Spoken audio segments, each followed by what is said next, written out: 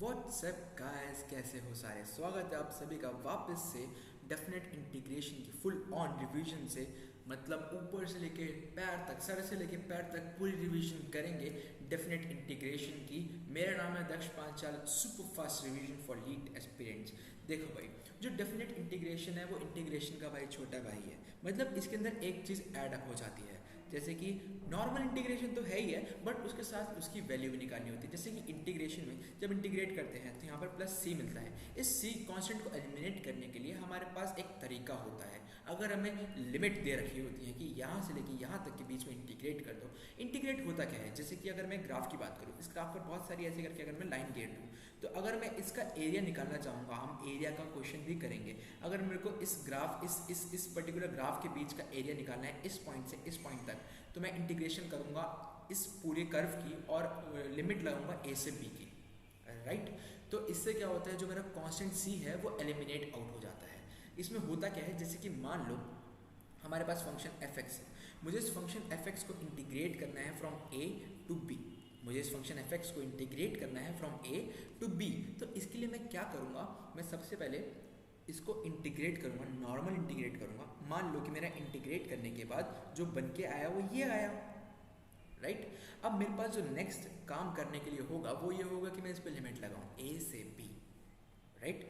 अब क्या होगा, जो मेरा फाइनल आंसर निकल के आएगा वो आएगा F of B minus F of A. ये मेरा फाइनल आंसर निकल के आया, ठीक है।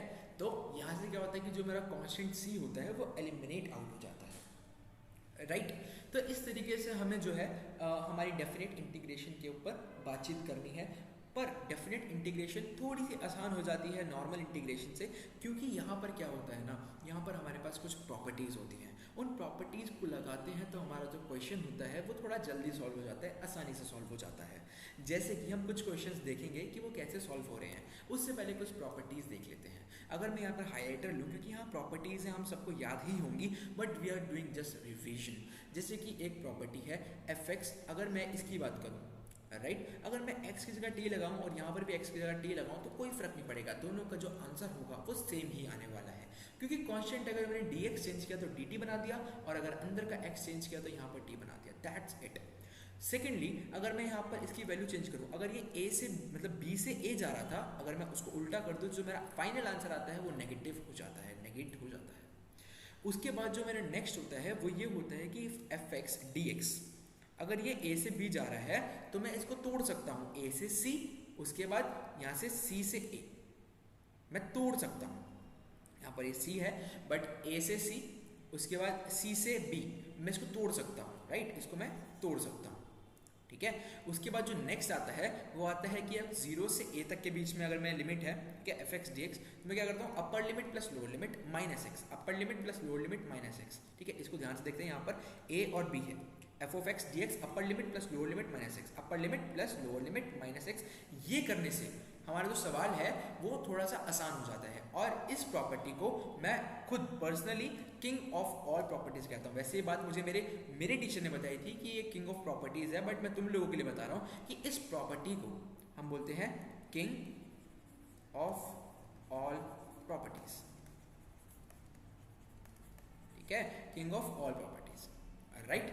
उसके बाद जो नेक्स्ट प्रॉपर्टी है वो ये है कि अगर लिमिट है माइनस ए से ए के बीच की, तो मैं अपने सवाल को कन्वर्ट कर सकता हूँ इसमें और इसमें, डिपेंडिंग ऑन सवाल ऑड है या इवन है। अगर इवन है तो मैं सवाल को ये बना सकता हूँ, बट अगर सवाल ऑड है तो मैं सवाल को वैल्यू सीधा 0 बोल दूँ, अगर लिमिट माइनस ए से ए के बीच में है, राइट। तो प्रॉपर्टीज इतनी ही थी डेफिनेट इंटीग्रेशन के अंदर, और कुछ है ही नहीं डेफिनेट इंटीग्रेशन के अंदर। नॉर्मल इंटीग्रेशन है या कुछ प्रॉपर्टीज लग के होता है। जैसे कि मैं एक बेसिक सा एग्जांपल लेना चाहता हूँ अगले स्लाइड में। पहले मैं यहाँ पे पेन ले लूँ, नहीं तो फिर ये पूरे पेज पर ऐसे ही कबाड़ा रहेगा। तो स्टार्ट करते हैं हमारा पहला क्वेश्चन, एग्जाम्पल टाइप का पहला क्वेश्चन। जैसे कि अगर मैं लिमिट ले रहा हूँ 0 से π/2 के बीच की, ठीक है। तो अगर मैं बोलूँ sine x minus cos x divided by 1 plus sine x cos x into D x, ठीक है। तो मेरे पास ये सवाल है, मुझे सवाल को हल करना है। मैं क्या करूँगा भाई, देखो प्रॉपर्टी लगाने का वक्त आ गया। प्रॉपर्टी क्या है, upper limit plus lower limit minus x, king of all property. हर जगह इसको पहले अप्लाई करके देखो, ठीक है। तो upper limit plus lower limit minus x 0 से पाई बाय 2 के बीच में ही रहेगा। अपर limit plus lower limit minus x sine pi by 2, ठीक है, minus x, right, minus cos pi by 2 minus x, ठीक है, अपॉन 1 माइनस 1 प्लस, यहाँ पर मैं डायरेक्ट कर रहा हूँ, कॉस एक्स आ जाएगा क्योंकि sine pi by 2 minus x cos x हो जाएगा, और ये साइन एक्स हो जाएगा। अब देखो, अगर डिनोमिनेटर सेम नहीं होता और ऊपर वाला सेम हो जाता है, मतलब अगर डिनोमिनेटर सेम रहता है और ऊपर वाला चेंज हो जाता है, तो तुम्हारी प्रॉपर्टी जो है सक्सेसफुल काम कर गई, है ना। अब क्या करो, ये इसको मान लो इक्वेशन 1, इसको मान लो इक्वेशन 2, क्योंकि इसको मैं थोड़ा सा सिंप्लीफाई करके लिख दूँ तो यहाँ पर क्या है पाई बाय 2, इधर क्या है, इधर साइन पाई बाय 2 को मैं लिख सकता हूँ कॉस एक्स, यहाँ पर क्या है sine x divide by 1 plus cos x sine x. अगर मैं 1 और 2 को, इसको मैं 2 बोलता हूँ, इसको 2 बोलता हूँ, इसको नहीं, अगर मैं 1 और 2 को ऐड कर लूँ तो मुझे क्या मिलेगा, अगर मैं 1 और 2 को ऐड करूँ तो मुझे मिलेगा 0। देखा कितना आसान हो गया, इंटीग्रेशन करने की जरूरत ही नहीं पड़ी। 1 और 2 को ऐड करूँगा तो मेरे 0 आएगा, नहीं, इंटीग्रेशन 0 से पाई बाय 2 0 dx, और 0 का इंटीग्रेशन तो 0 होता है। देखा, इंटीग्रेशन का सवाल और इंटीग्रेशन ही नहीं करनी पड़ी। तो ये फायदे होते हैं हमारे प्रॉपर्टी के, ये फायदे होते हैं हमारे प्रॉपर्टी के। नेक्स्ट क्वेश्चन देखते हैं। नेक्स्ट क्वेश्चन हमसे क्या कह रहा है, नेक्स्ट क्वेश्चन में भी कुछ इसी प्रकार की प्रॉपर्टी लगानी, यही प्रॉपर्टी लगानी पड़ेगी। देखना, किंग ऑफ ऑल ऐसे नहीं कहते, क्योंकि लगभग हर सवाल में इसी से जो है सवाल जो है हल हो जाता है, ठीक है। अब ये हमारे पास सवाल है, अब देखना इसमें भी इंटीग्रेशन करने की बहुत छोटी सी जरूरत पड़ेगी, बहुत छोटी सी।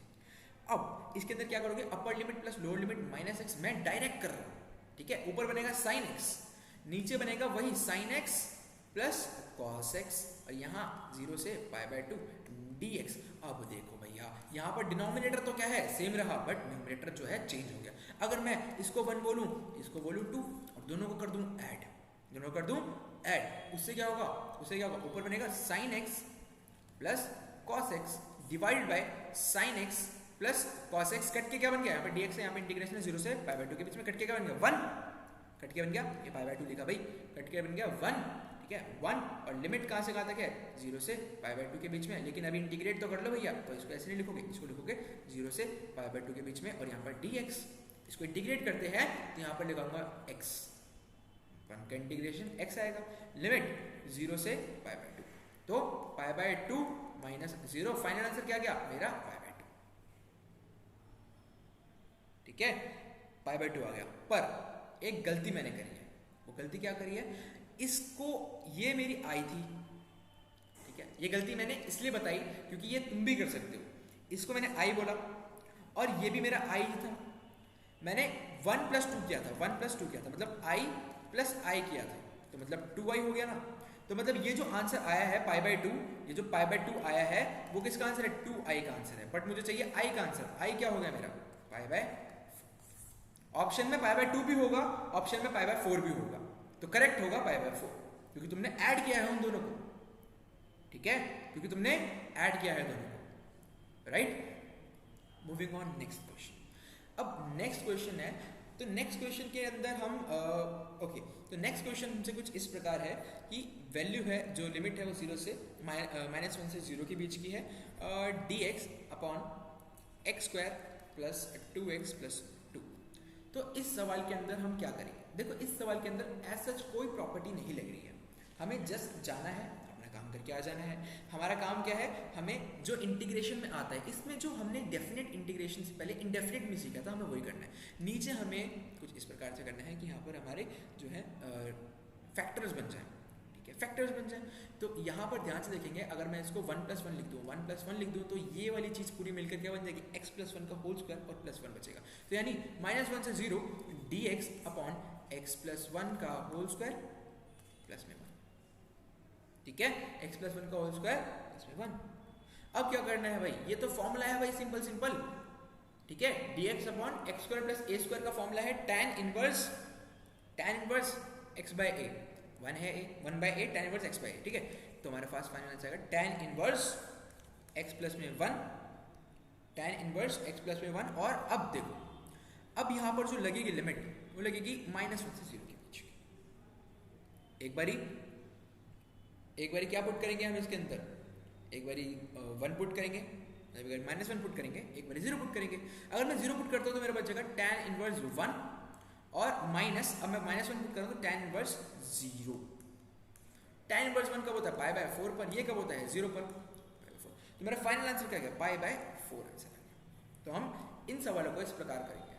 लाइक इसमें तो कुछ भी नहीं करना था, पिछले वाले में तो कम से कम प्रॉपर्टी तो लग रही थी, इसमें तो प्रॉपर्टी भी नहीं लग रही है। ठीक है, नेक्स्ट क्वेश्चन। नेक्स्ट क्वेश्चन कह रहा है कि i इज इक्वल टू, जैसे कि हमारा इंटीग्रेशन है 0 से 1, यहाँ पर हम 1 है, ठीक है, और यहाँ पर है dx upon x plus under root 1 minus x square. तो ये हमारे पास सवाल है। सवाल नंबर कौन सा सवाल है ये? दूसरा तीसरा। यहाँ पर आएगा हमारा सवाल नंबर तीसरा और ये आ गया हमारा सवाल नंबर चौथा। i इज इक्वल टू 0 से 1 dx upon x plus 1 x plus under root 1 minus x square. यहाँ पर आएगी सब्स्टिट्यूशन, पहले सब्स्टिट्यूशन, ठीक है। अगर मैं सब्स्टिट्यूट करूँ x को बना दूँ मैं साइन थीटा, ठीक है, उससे क्या होगा? ये जो रूट में है वो बाहर आ जाएगा, ठीक है। तो यहाँ पर dx कितना आ जाएगा? मेरा dx आ जाएगा cos theta into D theta, ठीक है। तो यहाँ पर i इज इक्वल टू क्या बन गया? 0 से 1 dx upon x plus under root 1 minus x square को जब मैं यहाँ पर साइन थीटा पुट किया तो मेरे पास बनेगा सीधा sine theta plus cos theta, ठीक है। अब यहाँ थीटा है, यहाँ dx है, तो कुछ अटपटा लग रहा है। dx को मैं चेंज करके क्या लिख देता हूँ? D theta into cos theta. अब देखो भाई, अब तो कुछ बचा ही नहीं सवाल के अंदर। अब क्या करना है? एक चीज और, जो लिमिट थी वो x की लिमिट थी। x अगर 0 से 1 जा रहा है, x जब 0 होगा तो साइन थीटा में क्या देगा? 0 देगा। x जब 1 होगा तो साइन थीटा क्या देगा? π/2 देगा। तो यहाँ पर π/2, तो थीटा क्या होगा? थीटा के हिसाब से देखना है। x जब 1 होगा तो थीटा क्या होगा? π/2 होगा।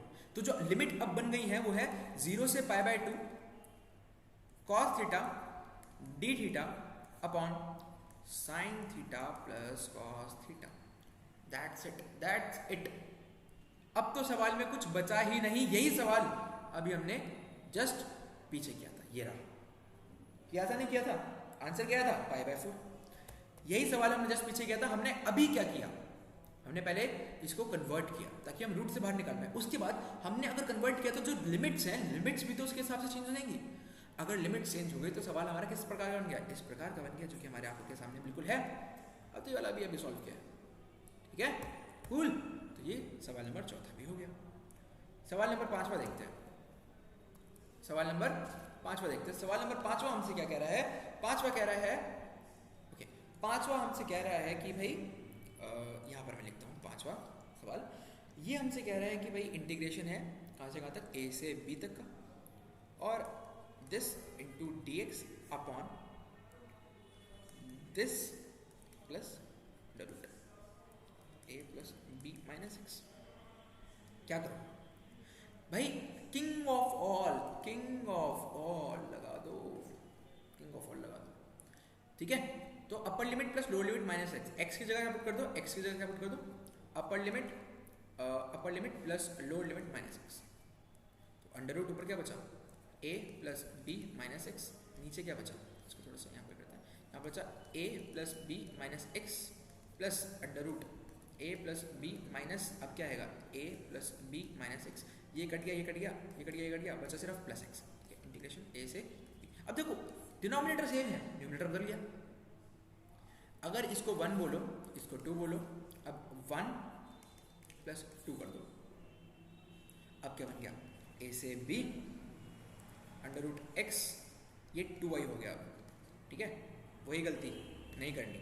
2y is equal to this upon a square plus b square minus का x upon under root x plus a square plus b square minus का एक्स। कट गया भैया, बिल्कुल ठीक है।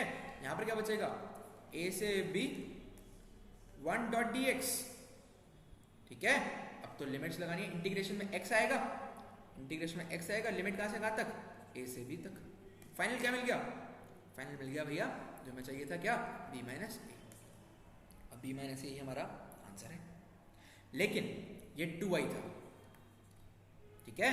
तो यहाँ पर यह आ जाएगा i क्या आ गया? b माइनस ए बाय 2। बी माइनस ए बाय बी माइनस ए बाय। तो हमने इस तरीके से जो है सवाल को आगे बढ़ाया। अगला सवाल जगह है तो थोड़ी सी यहाँ पे कर लेते हैं। ओके, अगला सवाल हमसे ये कह रहा है ओके, इससे पहले मैं एक सवाल और करना चाहता हूँ जो कि एक एरिया वाली फील भी दे देगा कि भाई एरिया वाला सवाल हमको कैसे करना है। ठीक है, सवाल कह रहा है the area of reason bounded by parabola. Parabola है हमारा, ये सवाल नंबर कौन सा है? सवाल नंबर 6। ठीक है, जो एरिया है पैराबोला का y² = 4ax। ठीक है, और उसका लेटेस्ट रेक्टम का, पैराबोला और उसके लेटेस्ट रेक्टम का क्या एरिया है? जैसे कि पैराबोला है इस तरीके से बनेगा, लेटेस्ट रेक्टम क्या होता है? ये वाली लाइन, तो ये वाला एरिया पूछा है हमसे। ठीक है, पैराबोला और लेटेस्ट रेक्टम के बीच का एरिया बताना भैया क्या होता है। ठीक है, फिगर मैंने बना के दिखा दी। ये जो है हमारा ये वर्टेक्स है 0,0 ओरिजिन।